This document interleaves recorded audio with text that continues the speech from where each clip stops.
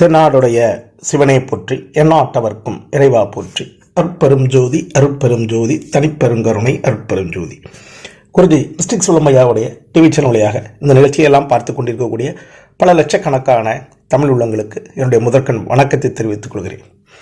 இன்று நம்முடைய பதிவில் நம்ம பார்க்க இருப்பது என்ன அப்படின்னு பார்த்தீங்கன்னா, மிக மிக அற்புதமான ஒரு மருத்துவ தொடர்பான பதிவு. ரொம்ப அருமையான பதிவாக இருக்கும். இந்த வீடியோவை நீங்கள் கூர்ந்து கவனிங்க.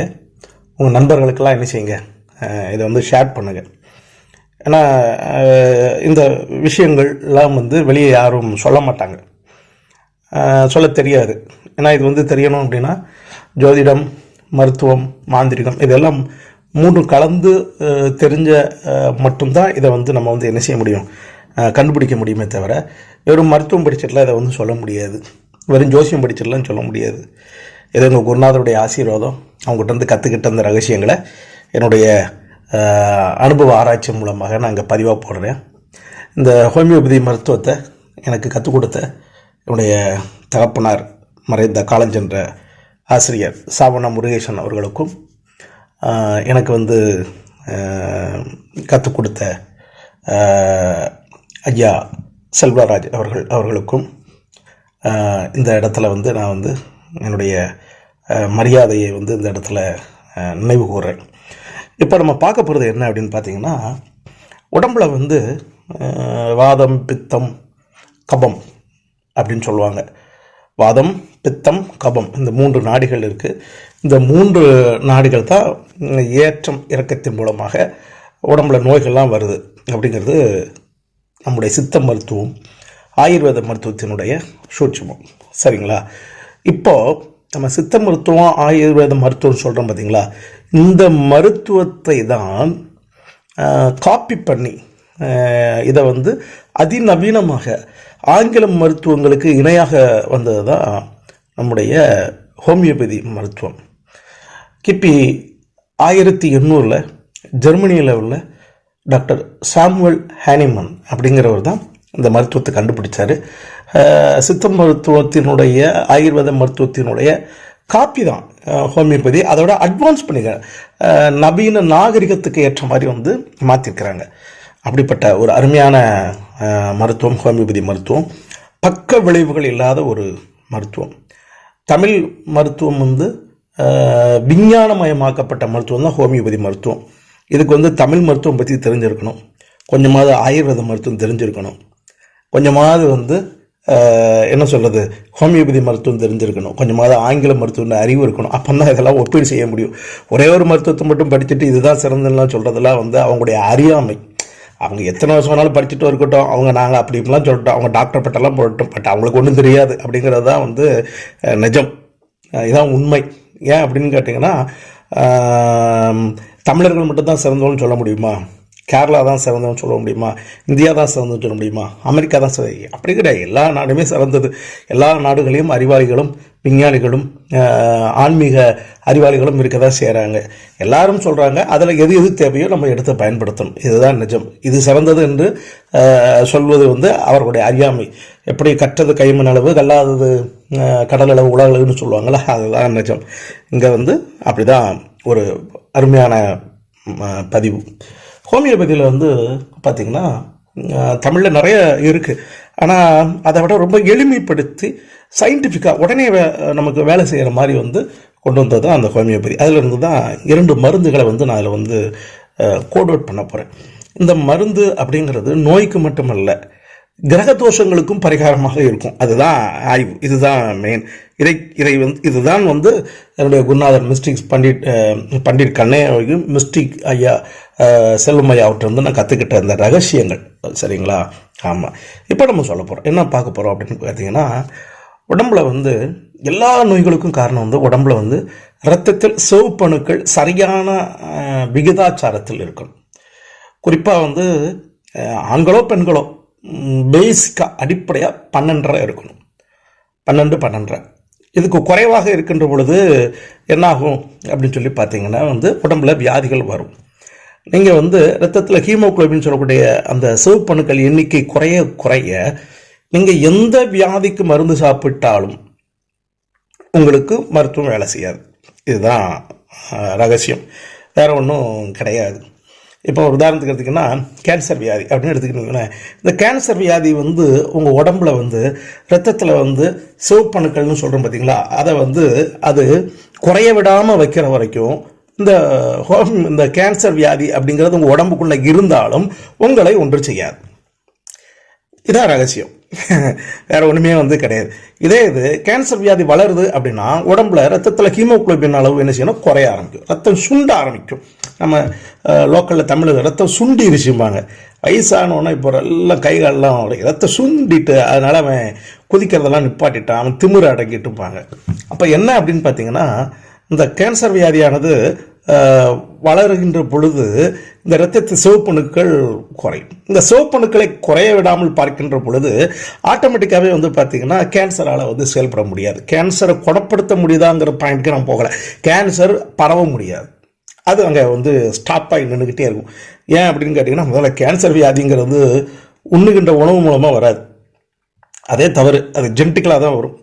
உங்கள் பாட்டிக்கு இருக்கும், உங்கள் பாட்டிக்கு இருக்குது அப்படின்னா அப்பாவுக்கும் அம்மாவுக்கும் இல்லாமல் இருக்கலாம். உங்கள் எப்படி சொல்கிறது, அவருடைய பிள்ளைகளுக்கு இல்லாமல் இருக்கலாம், ஆனால் பேரப்பிள்ளைக்கு வந்துடலாம். இதுதான் ஜெனட்டிக்கல். அப்போது கேன்சர் வியாதி அப்படிங்கிறது வந்து ரத்தத்தில் வந்து உள்ளேயே என்ன செய்யும், ஜெனட்டிக்கலாக வந்து ஒவ்வொரு விந்துலையும் கருமுட்டைக்குள்ளேயும் அது பதிவாகிக்கிட்டே இருக்கும். அது வந்து உள்ளதாக இருக்குது, சரிங்களா, அது எங்கேயும் வெளியெல்லாம் போகலை.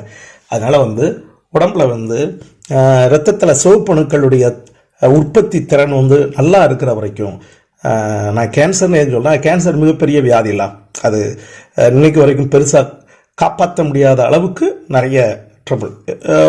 ஒரு 100 கேஸ் எடுத்திங்கன்னா ஒரு 20 கேஸ் காப்பாற்றுவாங்க, 80 கேஸ் ஃபெயிலியர் ஆயிரும் இன்றைக்கும். அதனால தான் இதை நான் கம்பேர் பண்ணி சொல்கிறேன், சரிங்களா. ஆனால் அது மட்டும் இல்லை, உடம்புல என்ன நோயெல்லாம் இருக்கோ எல்லா நோய்களுக்கும் பேசிக்கானது வந்து என்ன அப்படின்னு பார்த்தீங்கன்னா இதுதான், இரத்தத்தில் சிவப்பணுக்கள் வெள்ளையணுக்கள், இதுதான் மெயின். இதில் நான் வந்து சிவப்பணுக்கள் அப்படிங்கிற பாயிண்ட்டை எடுத்து நான் பேசுகிறேன், அதுக்குண்டான பதில். ஏன்னா உடம்புல வந்து அதுதான் ரொம்ப மெயினான உள்ளது. இந்த சிவப்பணுக்கள் வந்து உடம்புல இருக்கும்போது பார்த்தீங்கன்னா நீங்கள் எனர்ஜியாக இருப்பீங்க, பயங்கர எனர்ஜியாக இருக்கும். ரத்தத்தில் சிவப்பணுக்கள் கம்ஃபர்டபுளாக இருந்ததுன்னா, அதாவது கரெக்டான விகிதாச்சாரத்தில் தான் நீங்கள் ரொம்ப பிரிஸ்காக இருப்பீங்க, உங்களுக்கு சோம்பேறித்தனம் இருக்காது. இன்றைக்கி நம்ம இதில் சொல்லுவாங்க, எப்படி சொல்லுவாங்க அப்படின்னு பார்த்தீங்கன்னா, வசியம் பண்ணுறான் எப்படி வசியம் பண்ணுறதுன்னு கேட்பாங்களா. ஒன்றும் கிடையாது சார், ரத்தத்தில் அயன் நல்லா இருந்தால் சிவப்பணுக்கள் நல்லா இருக்குன்னு அயன், சரிங்களா. எங்கே சிவப்பணுக்கள் வந்து உற்பத்தி திறன் குறையாமல் இருக்கோ அவர்களுடைய பேச்சு எல்லாரையும் வசீகரம் பண்ணும், அதுக்கு பேர் தான் வசியம். யார் உடம்புலலாம் உங்கள் பேச்சுக்கு வந்து யாரும் உங்கள் பேச்சை கேட்க மாட்டேங்காங்கன்னா அவர்களுக்கு ஹீமோகுளோபின் சொல்லுடைய ரத்தத்தில் சிவப்பணுக்கள் வெள்ளை அணுக்களில் வந்து உற்பத்தி திறன் வந்து குறைபாடு இருக்கும். அதனால தான் அவங்க பேச்சை மற்றவங்க கேட்க மாட்டேங்காங்க. யாருக்கெல்லாம் நல்லா இருக்கோ அவங்க பேச்சு எல்லாரையும் ரசிக்கப்படி இருக்கும், அவருடைய வார்த்தைக்கு எல்லாரும் மயங்குவாங்க. இவ்வளோதான் ரகசியம். வசியம்னா இதுதான், இதை தாண்டிலாம் வேறு ஒன்றும் கிடையாது. அதுக்காக அந்த மூலிகை எந்த மூலிகை எடுத்தாலும் உடம்புல ரத்தத்தில் சிவப்பணு இல்லைன்னா நீங்கள் எந்த வசிய மூலிகை கொண்டு வந்து அந்த வசியம் எந்த வசியத்தை பயன்படுத்தலாம், அந்த வசியம் ஃபெயிலியர் ஆயிரும். இதுவே இந்த வசியத்தை பற்றி சொல்கிறவங்களுக்கெல்லாம் ஒன்றும் தெரியாது, அதெல்லாம் சும்மா அறகுறை நூல்களை படிச்சுட்டு பேசுறது, சரியா. அப்போ உங்கள் உடம்புல வந்து சிவப்பணுக்கள் நல்லா இருந்தாலே உங்களுக்கு வசிய சக்தி இருக்கும், உங்கள் பேச்சு எல்லாரும் கேட்பாங்க. சரி, ரைட். இப்போ வந்து ரத்தத்தில் சிவப்பணுக்கள் எல்லாருக்குமே உற்பத்தி ஆகுது. ஆனாலும் வந்து பார்த்திங்கன்னா உண்ணுகின்ற உணவு, அவர்களுடைய எண்ணங்கள், அது ரொம்ப ரொம்ப முக்கியம். ஒரு மனிதனுடைய உண்ணுகின்ற உணவு மூலமாக உடம்புல வந்து நச்சு கலக்குது. அப்போது அந்த சிவப்பணுக்கள் வந்து என்ன ஆகுதுன்னு கேட்டிங்கன்னா வீரிய சக்தியை இழக்குது. இது ஒரு விஷயம். அடுத்தாப்புல எண்ணுகின்றன, அதான் வள்ளுவர் அழகாக வெள்ளத்தனை வளரும் இட்டமாந்திரதம் உள்ளத்தனை. இது உன்னுடைய எண்ணங்கள் வந்து உயர்வாக பாசிட்டிவாக இல்லைன்னா அதுவே உனக்குள்ளே நெகட்டிவான நிறைய விஷத்தை வந்து கக்கும். அப்போ இங்கே ரத்தத்தில் சிவப்பணுக்கள் சரியாக இருக்கிறதுன்னு ஒன்று, அதை தாண்டி ரத்தம் நச்சுப்படுதல் மாசுப்படுதல்னு ஒன்று இருக்குது, சரியா. இப்போது ரத்தமும் உற்பத்தி ஆகணும், ரத்தத்தில் வந்து நச்சு கலக்காமலும் இருக்கணும், ரத்தத்தை வந்து சுத்தப்படுத்தணும். இதான் பாயிண்ட். நிறைய பேருக்கு ரத்த உற்பத்தி இருக்கும் ஆனால் சுத்தம் இல்லாமல் இருக்கும். எப்படின்னு கேட்டிங்கன்னா பால் ஆனால் அதில் விஷம் கலந்துருக்கும், அதே மாதிரி வச்சுக்கோங்களேன். அப்போது இதை சரிப்படுத்தக்கூடிய மிக அற்புதமான ட்வின்ஸு இரத்த உற்பத்தியையும் பண்ணணும். அதே நேரத்தில் வந்து கூடவே வந்து என்ன அப்படின்னு பார்த்தீங்கன்னா அந்த சிவப்பணுக்களில் வந்து பாசிட்டிவ் எனர்ஜி இருக்கணும். அதில் வந்து எப்படி சொல்கிறது, எனர்ஜி உயிர்ப்பு சக்தி இருக்கணும். அது வந்து துடிப்பாக இருக்கணும். அதில் பாய்சன் கலக்கக்கூடாது. பாய்சன் கலக்காமல் இருக்கணும். யாருக்கெல்லாம் பாய்சன் வந்து கலக்கும் அப்படின்னு பார்த்தீங்கன்னா, உண்ற உணவு, இப்போ வந்து சுகர் மாத்திரை சாப்பிட்டோம்னா ரத்தத்தில் பாய்சன் வந்துடும். ப்ரெஷர் மாத்திரை நம்ம ரெகுலராக சாப்பிட்டு இருக்கோம்னா பாய்சன் வரும். நல்லா புரிஞ்சுக்கோங்க. வீசிங் ப்ராப்ளத்துக்கு சாப்பிட்டு யாரெல்லாம் நீங்கள் உண்ணுகின்ற உணவே பாய்சன் ஆகும், அப்போ நீங்கள் எவ்வளவு மாத்திரை மருந்து சாப்பிட்றப்ப பாய்சன் ஆகிட்டு தான் இருக்கும். இது நிறைய பேருக்கு புரியாது. அது மாதிரி உடம்புல நிறைய பேருக்கு பார்த்தீங்கன்னா வந்து நீர் வெடியும். உடம்புல கை காலெலாம் புண்ணாக வெடிச்சு வரும். திடீர்னு வந்து பார்த்தீங்கன்னா உடம்புல நிறம் மாறும். இது வந்து நிறைய சுகர் பேஷண்ட்டு, அப்புறம் ஹார்ட் ப்ராப்ளம் உள்ளவங்களுக்கு, மாத்திரை சாப்பிட்றவங்களுக்குலாம் அந்த ப்ராப்ளம் ரொம்ப சர்வசாதாரணமாக பார்க்கலாம். அசைவ உணவு நிறைய சாப்பிடக்கூடியவர்களுக்கு வந்து பார்த்திங்கன்னா வந்து உடம்புல வந்து முட்டுக்கு கீழ்ப்பட்ட பகுதியில் நிறைய கருப்பு புண்ணு வெடிக்கிறது, நீர் வடிஞ்சிக்கிட்டே இருக்கும். சோரி மாதிரி சொரிஞ்சிக்கிட்டே இருப்பாங்க. இந்த மாதிரி சோரியாசிஸ் இதெல்லாம் வரலாம். இந்த மாதிரி இது அப்படின்னு சொன்னால் பாருங்கள் எவ்வளோ விஷயங்கள் பாருங்கள். இது எல்லாவற்றைக்குமே அருமையான மருந்து என்னென்னா, ரத்தத்தை உற்பத்திப்படுத்தணும். இரண்டாவதாக கூடவே உன்னொன்னையும் செய்யணும். அது என்ன அப்படின்னு பார்த்தீங்கன்னா, நச்சுவை வந்து என்ன செய்யணும், செயலிழக்க செய்யணும். பியூரிஃபையர்னு சொல்லுவோம். எப்படி தண்ணியை வந்து வாட்டர் பியூரிஃபையரில் போட்டு பியூரிஃபை பண்ணுறோமோ, அதில் வந்து கெட்டதெல்லாம் எடுக்கிறோமோ, அதே மாதிரி ரத்தத்தில் உள்ள பாய்சனையும் வெளியே எடுக்கணும். அதுக்கு டாக்டர் ஹானிமன் அவர்களால் ஹோமியோபதி மருத்துவத்தில் கண்டுபிடிக்கப்பட்ட மிக அருமையான மருந்து, 2 மருந்து. அந்த மருந்தை சொல்கிறேன், அதுக்குண்டான பவரையும் சொல்கிறேன். நீங்கள் உங்களுக்கு தெரிஞ்ச ஹோமியோபதி மருத்துவர் இருந்தால் எடுத்து பாருங்கள்.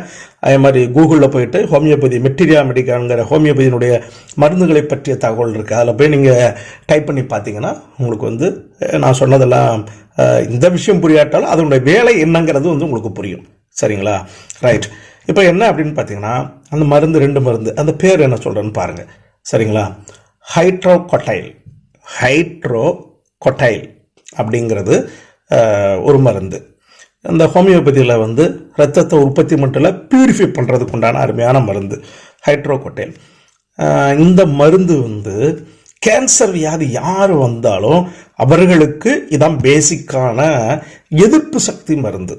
இதை உள்ளே கொடுக்கணும். ஃபஸ்ட்டு ஹைட்ரோகொட்டைல் அப்படிங்கிறது உள்ளே போகணும். ஏன்னா ரத்தத்தை வந்து சுத்தப்படுத்துறது இதுதான். சரிங்களா? அப்போது நல்லா புரிஞ்சுக்கோங்க. ஹைட்ரோகொட்டைல் இது வந்து தாய் திராவகம்னு சொல்லுவாங்க, மதர் டிஞ்சர்னு சொல்லுவாங்க. இதோட பவர், அந்த மதர் டிஞ்சரில் இதை சாப்பிடணும். சாதாரணமாக ஒரு கிளாஸ் தண்ணியில் ஒரு 15 சொட்டு 20 சொட்டு வரைக்கும் இதை விட்டு காலையில் இரவு 2 நேரம் வந்து சாப்பிடலாம் ஹைட்ரோகொட்டைல். சரிங்களா? 1. அடுத்தாப்பில் வந்து பார்த்திங்கன்னா, இது வந்து தாய் திராவகம் கியூ மதர் டிஞ்சர்மாங்க, அதில் வாங்க கியூ அப்படிங்கிறது அந்த வீரியத்தினுடைய. அடுத்தது வந்து பார்த்திங்கன்னா ஃபெரம் மெட்டாலிகம். நான் தமிழ் அழகாக சொல்கிறேன், இது திருப்பி கேட்டிங்கன்னா தெரியும். ஃபெரம் மெட்டாலிகம். இந்த ஃபெரம் மெட்டாலிகம் அப்படிங்கிறது வந்து பார்த்திங்கன்னா 30x பவரில் வாங்க. 30x பவரில் வாங்கி இந்த ஃபெரம் மெட்டாலிகம் அப்படிங்கிற இந்த மருந்தை வந்து சாப்பிடணும். இது எப்படின்னு பார்த்தீங்கன்னா, ஒரு 10 சொட்டு ஒரு கிளாஸ் தண்ணியில் அந்த மருந்து கூட சேர்த்து சாப்பிடலாம். இதுவும் இரத்தத்தை சுத்தப்படுத்தக்கூடிய, இரத்தத்தை உற்பத்தி பண்ணக்கூடிய மிக அருமையான மருந்து, ரொம்ப அற்புதமான மருந்து. இந்த மருந்துகளோடு இன்னும் நிறைய விஷயங்கள் பேசணும். இதை ஒரு பதிவில் வந்து கொண்டு வர முடியாது. அதனால் இந்த அடுத்த பதிவில் இதனுடைய தொடர்ச்சியாக இதனுடைய விஷயங்கள் எல்லாம் அடுத்த கட்டத்துக்கு நான் கொண்டு வந்து போடுறேன். தொடர்ந்து குறிஞ்சி மிஸ்டிக் செல்வம் ஐயாவுடைய டிவி சேனலை பார்த்துக்கிட்டே வாங்க. சப்ஸ்கிரைப் பண்ணுங்கள், பெல் ஐக்கானை கிளிக் பண்ணுங்கள். எங்களோட வீடியோக்கள்லாம் உடைய வந்து சேரும். இந்த வீடியோனுடைய பெருமை ரகசியம் எல்லாமே வந்து டாக்டர் பண்டிட் ஜி கண்ணையோகி அவர்களுக்கும் என்னுடைய குருநாதர் மிஸ்டிக் செல்வம் ஐயா அவர்களுக்கு தான் போய் சேரும். நன்றி, வணக்கம்.